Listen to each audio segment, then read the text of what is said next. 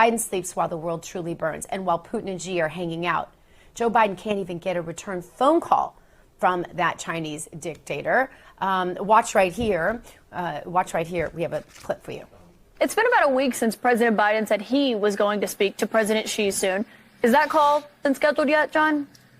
It hasn't been scheduled, Caitlin, but the president very much wants to have another conversation with President Xi. It's really important that we keep these lines of communication open between the United States and China, the most consequential bilateral relationship in the world. The president wants to keep those lines open. We'll do that. And he'll have a call with President Xi at the appropriate time.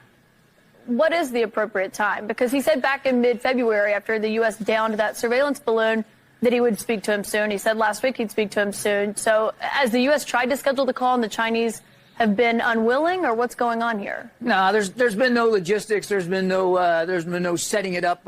We maintain that we're going to have another discussion with President Xi. The president wants to do that.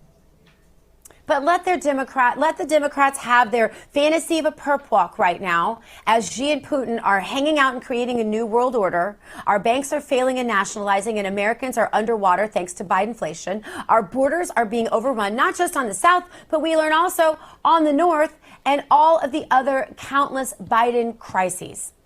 Joe went to Delaware for a relaxing weekend at home. Kamala sat and watched some basketball for a couple days last week. Well, Jessie Jane Duff is a retired Marine gunnery sergeant, and she joins us now. Jessie Jane, great to see you. The world is burning. Joe Biden went on vacation. We still don't know what Joe Biden got in return for his millions from the CCP.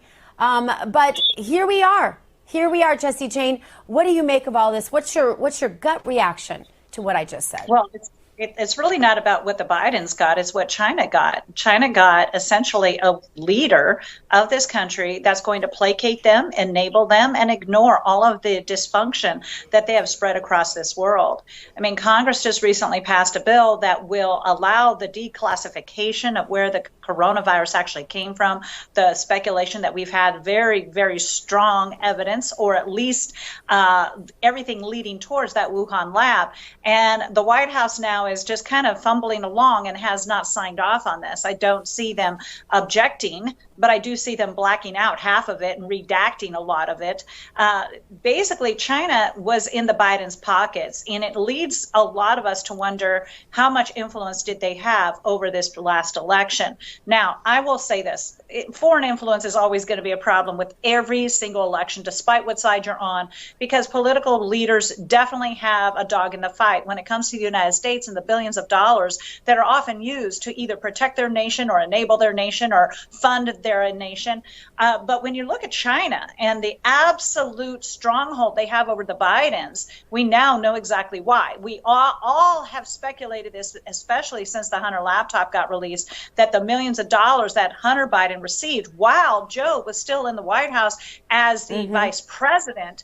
Now we see that once he left office, they were finagling and nagling, and we know that China now has absolute leverage over the Bidens. It's very simple. Yeah.